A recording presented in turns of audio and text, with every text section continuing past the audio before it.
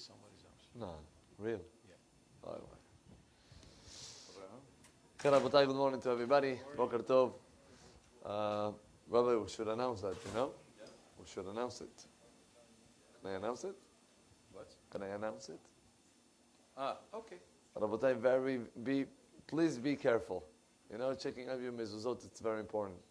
You know, here the Rabbi is just present, he's showing me a paper, regular paper, with the mezuzah inside. Somebody Shema. was after me to check his mezuzot, right? That's right. And for 3 months, and he was insisting, please. I go to his apartment, Regular paper. and this is what came out. Wow. I didn't know what he wanted so badly. He said, something is wrong. Shem Yishmar. So Rabotai, please check up your mezuzot, your tefillin. It's very important. You never know.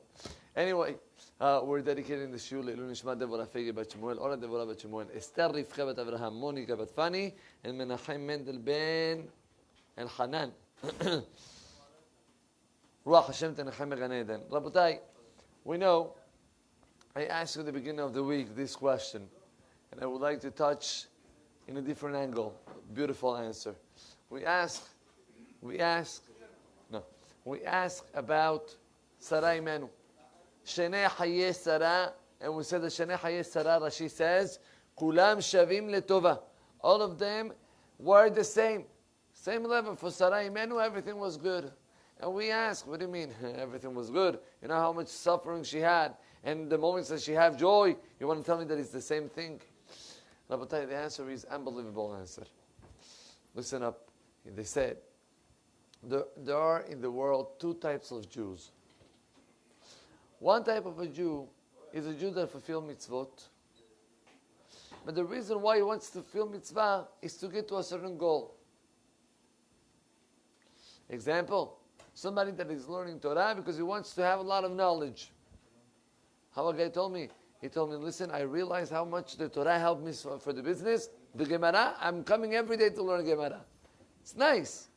But he is having the learning of Torah for a certain goal. People that are doing a certain mitzvah for a goal. Example, and this is details, but it's also called a goal. Example, Lo Aleinu, there is somebody that passed away, and he comes with the minyan to say Kaddish for the goal of his father. The neshama will go up to Gan Eden. That's one type of Jews. But here comes the second type of Jews.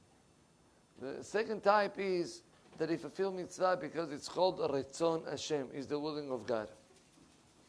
What's the difference between the first one and the second one? The first one, he have a goal.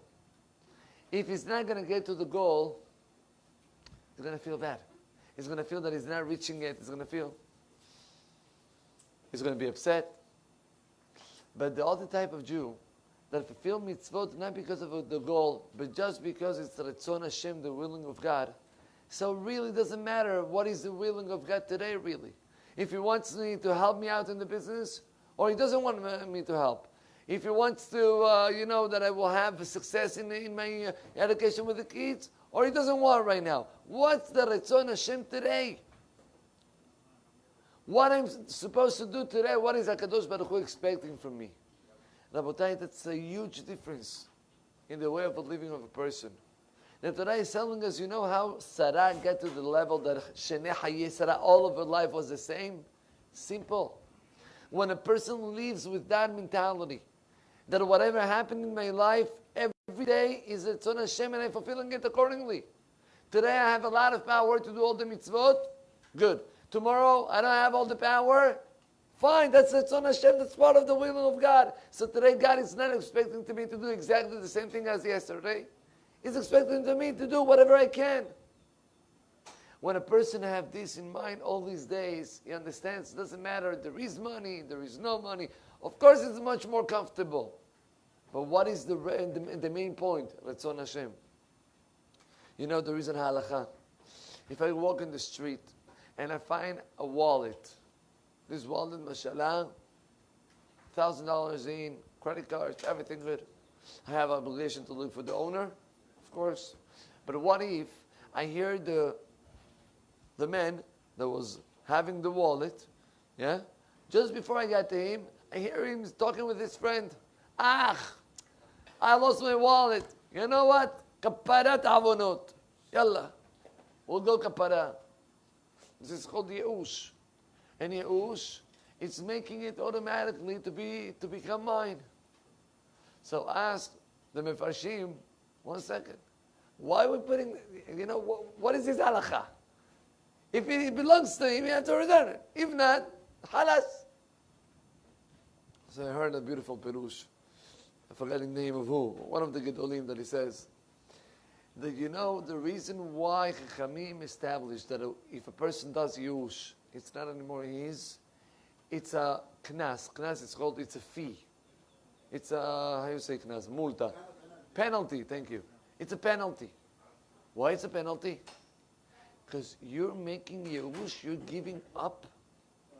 You're giving up. That means in 2 words. You don't understand that right now that's Retzon Hashem. Right now that's what HaKadosh Baruch Hu is requesting for you. You're not having emunah that whatever HaKadosh Baruch Hu is doing is for your best. And you have to live with it. Just thinking, listen, I lost it in 5th Avenue. No one is going to return to me. Kapara. That's wrong. And it's a type of penalty that Chachamim established for a person who is doing Yehush. Unbelievable. Unbelievable. Why? Because a Jew have to try to learn from the same way of Sarai Menu. What? That's a different thing. That's a different thing. If it never happened, yeah, but not Yehush. Not to say it's never going to come back to me. You understand?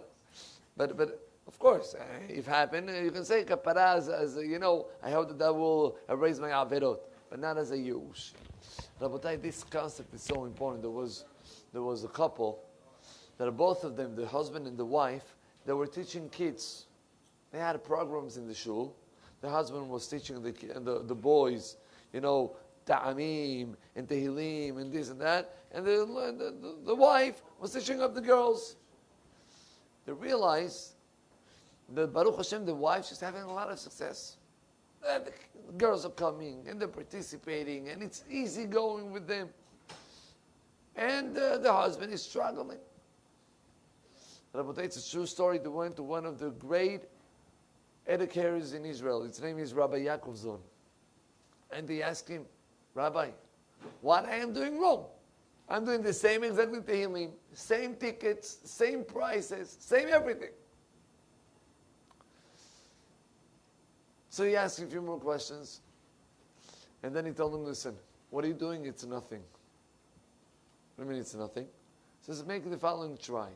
Tell your wife, and you're also going to do it. Next time that you do the program, you're going to bring to each one of the kids a paper, and they should write what's the reason why they come to pray and they come to the program. Good. They did it, and the paper that the lady got, and the husband got, every kid another reason. I'm coming because of my friends. I'm coming because I'm getting ice cream at the end. I'm coming because there is cool prices. I'm coming because whatever. That was the reasons of the kids, of the boys. The reason of the girls was I'm coming because I'm saving up soldiers when I'm saying Tehillim. I'm coming because I'm doing Nahat to HaKadosh Baruch Hu when I'm saying it. So he came back to the rabbi and he told him, Rabbi, what is this? You see, I'm right. Listen of the girls and listen of the boys. Says the rabbi, you know where is the problem? The problem is not in the kids. When you're doing the raffle after the Tehillim, she said, kids, let's do Tehillim, it's very important. Okay. Finally, they finished up the Tehillim, and then he said, all right, guys, so now the moment that we all were waiting for, and you take the tickets, and you start reading the numbers, and the numbers, 7, you give such an emotion, and such a, to the tickets, and to the prices, and to the, they understand that Tehillim is something, to be able to get to something. But your wife is totally different. Your wife, when it comes to making the raffle, she makes the raffle. But when a girl is gaining a prize, she says, you know what, Tzaddiket, you deserve it because your tefillot were so special today. You don't know how many nefashot you saved today, how many soldiers you help, how many sick people. Rabotai, that's a huge difference. I have my havruta. We learn here upstairs. Aventura says that when he was a child, he was coming back home, and he was telling his mom all type of things that happened to him. And sometimes he was brilliant in doing something, building up something. Every time that he was coming to his mother, look, mommy, what I did. The mother was saying, very nice, good, kol hakavod. But when the child was coming up with a Dvar Torah in the table of Shabbat, with a mitzvah that he did, with something like that, she was taking him, hugging him, telling him how great he is and how special. So he said, when I was a child, I didn't even realize. But in 2 words, my mother was injecting me the concept of Ratzon Hashem. What's important in life? Rabotai, education is in our hands. And it's not easy. But we have to show what's more important and what not. Sometimes, how many times we mention it? And Baruch Hashem, mitoch shelo lishma bar lishma. When you do it for your own benefit, it's going to get to Be'ezat Hashem L'Shem Shamayim. But we have to make it a change. How many times we come to shul, and the reason why we come to shul is because of parnasai issues. It's because of I need some help, so I'm coming to pray. Sha'arei parnasai, and everybody, amen, right? It's good to pray for parnasah, but that should not be the main goal. Be a Yehudi that is doing his daily basis mitzvot, not because of a different goal, but just because of Ratzon Hashem. I want to tell you a story that happened a few weeks ago. In Eretz Israel, there was Avrech, yeshiva boy, married, that he had a pain in his back. He went to different doctors, and one of the doctors told him, listen, according to the studies that we have done, there's nothing major, but you need to have all type of, how it's called? Colchones, how you say, mizon. Mattresses. Special mattresses that's going to help your back, to feel better. Fine. How much is a mattress cost? They told him, listen, the mattress, regular good one, will be 5,000 shekel. And for Avrech, 5,000 shekel, maybe you kill him. So the Avrech is thinking, he says to the doctor, listen, I can't afford that. What else do you have? So listen, if not a bed, at least there are some chairs that also are making some massage and I don't know what. Those chairs can help you out. No. What's the price of the chairs? So 2,000 shekel. He looks at the doctor. Understand me, please. So listen, I'm trying to help you, but that's the price. I'm not a businessman. What can I do? And he left. Says one day, he leaves from the kollel, and there was a man driving, and he told him, he stopped him if he can help him out to take him to his house or next to his house. The man told him, no problem, come in. There were many people over there. And the Avrech was sitting and learning, and he fell down asleep. And because the driver was talking with others and whatever, he passed the place where he was supposed to let the Avrech go down, and he continued until the other side of Jerusalem. It's called Kenyan Malcha. If you know Jerusalem, Kenyan Malcha, it's a mall, very big mall. They got to the place, and then he walks up. Where I am? No, listen, you here? Oh, why you didn't tell me? No, you didn't tell me. What? Whatever. He had to go down. He's waiting for the bus. He looks how long it's going to take the bus.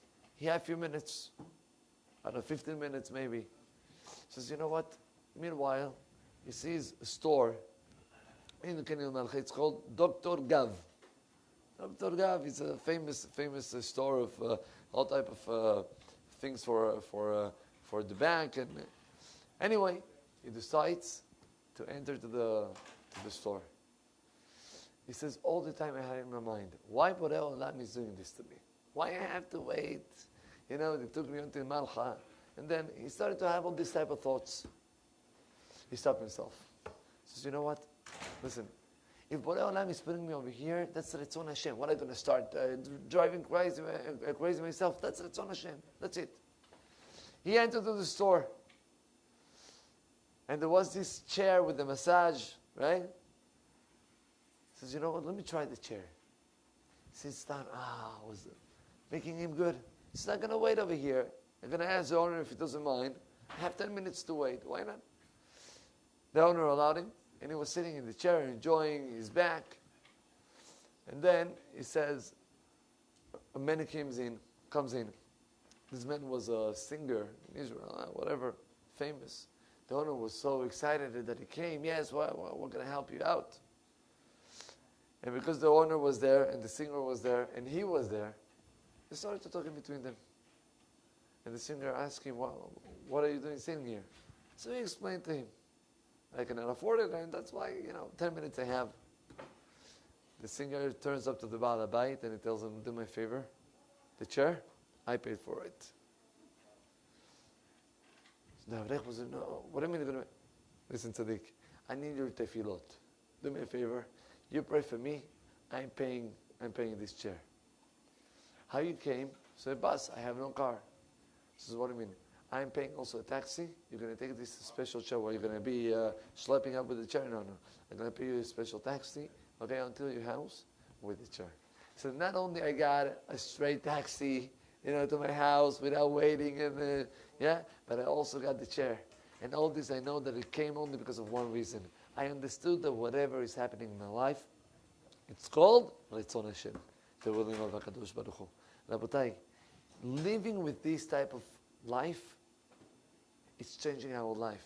Instead of being worried about situations, Ritzon Hashem is to trust on HaKadosh Baruch Hu. That's what Borei Olam wants from me today. I'm going with it. Baruch Adonai Le'olam. Amen ve'amen. Rabbi Hanina ben Avisha, Amen. Ritzon HaKadosh Baruch Hu, Lezachot et Yisrael.